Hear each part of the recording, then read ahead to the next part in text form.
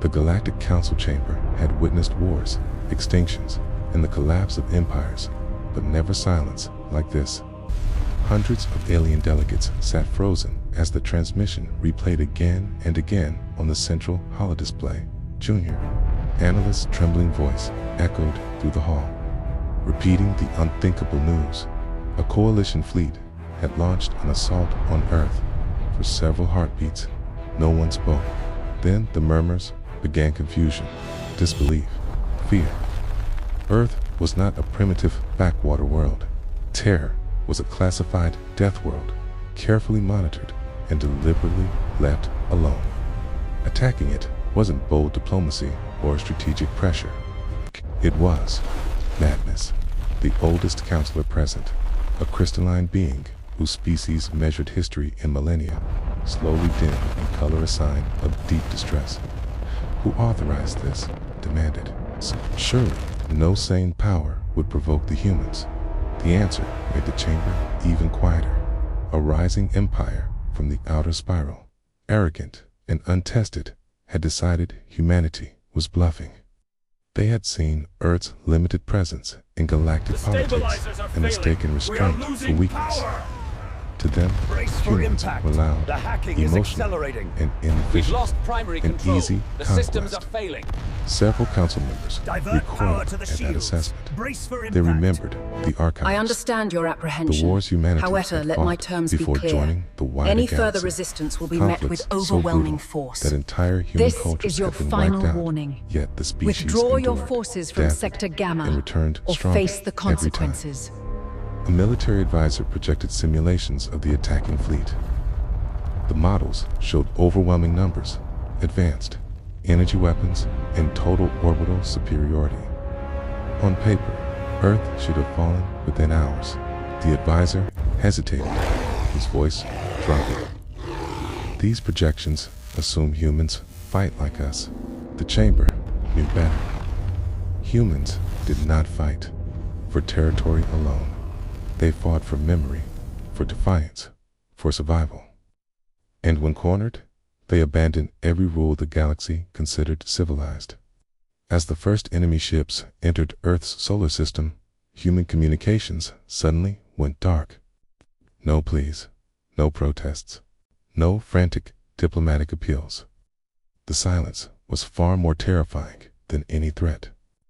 Then the Council's sensors lit up.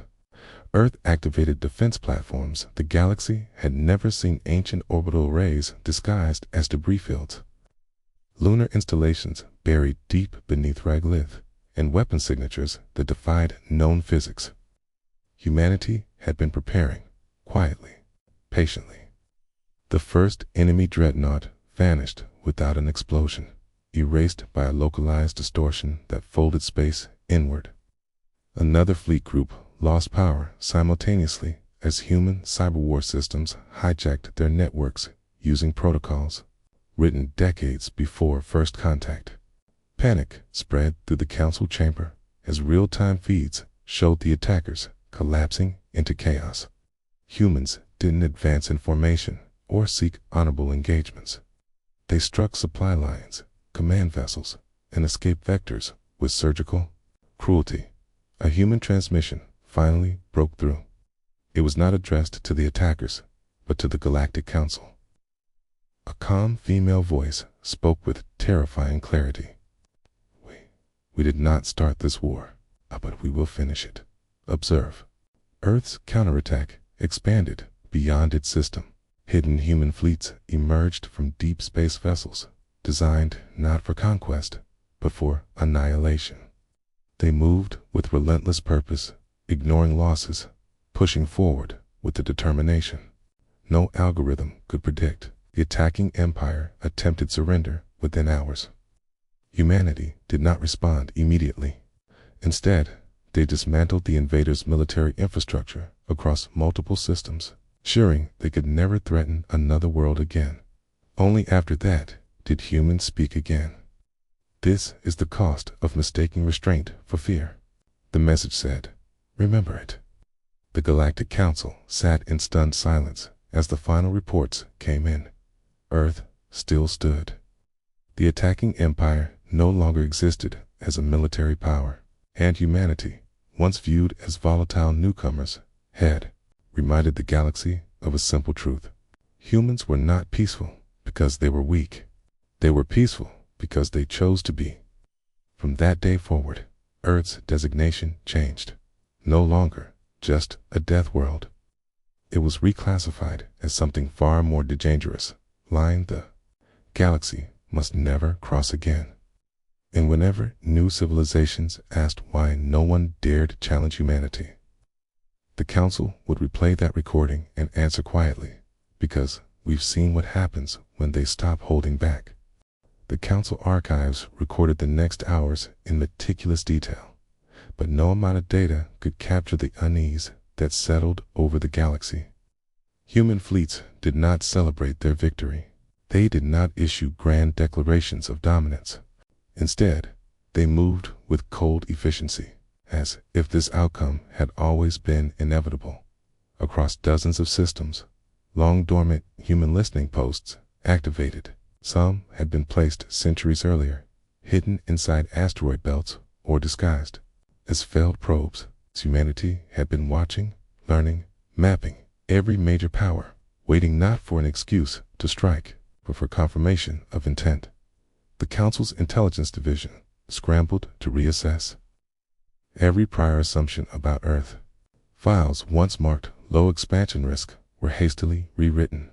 Analysts realized, too late, that humanity's lack of empire building had been a strategic choice, not a limitation. Survivors from the attacking coalition told fragmented, horrifying stories. Human ships ignored traditional battle challenges, refusing communication during engagements. Instead, they used silence as a weapon, allowing fear to grow unchecked before striking without warning. One report described a human commander rerouting their ship into a collision course after engines failed, manually detonating the reactor to destroy an entire enemy carrier group. To the galaxy, such an act was unthinkable. To humans, it was called sacrifice. The Council convened an emergency session to debate intervention. Some argued that humanity had gone too far, dismantling not just fleets, but entire military economies. Others countered that the attackers had crossed a sacred boundary, Earth itself. A xenopsychologist addressed the chamber, her voice unsteady. Humans possess a paradoxical trait, she explained. They form deep bonds, even with enemies. But when those bonds are violated, when their home or people are threatened, their response becomes absolute. Meanwhile, Earth began broadcasting.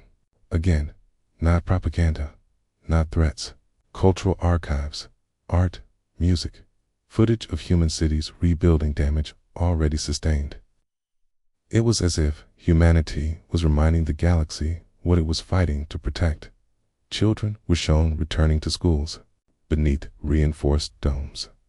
Civilians volunteered en masse to support planetary defense, manufacturing, and medical efforts.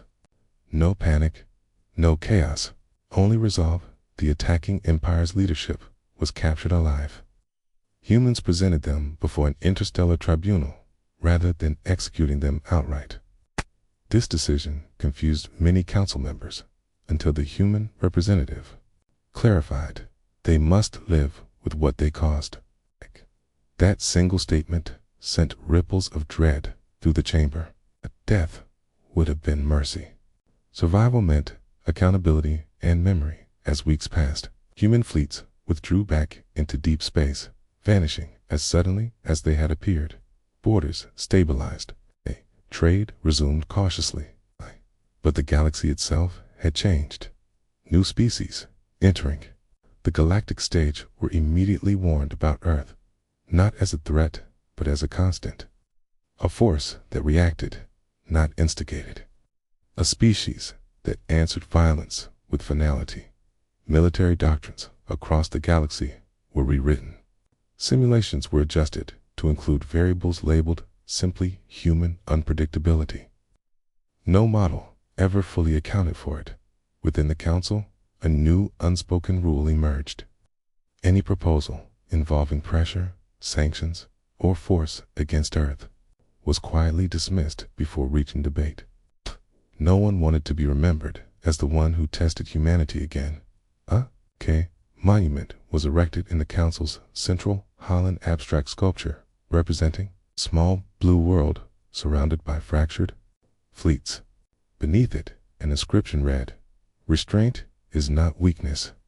Years later, when historians reviewed the incident, they did not call it a war. They called it a lesson. A moment when the galaxy learned the cost of arrogance. Humanity returned to its usual place on the periphery of galactic politics, watching, trading, exploring. But now, every species knew the truth hidden behind that calm exterior. Earth was not insane. The ones who attacked it were, and in the endless dark between the stars, that understanding spread faster than any fleet ever could.